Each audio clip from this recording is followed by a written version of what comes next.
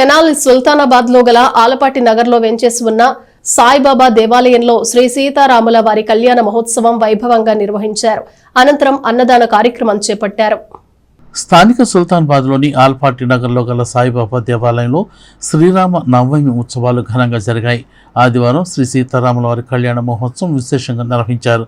ఈ సందర్భంగా అన్నప్రసాద కార్యక్రమాన్ని పెద్ద ఎత్తున కొనసాగించారు.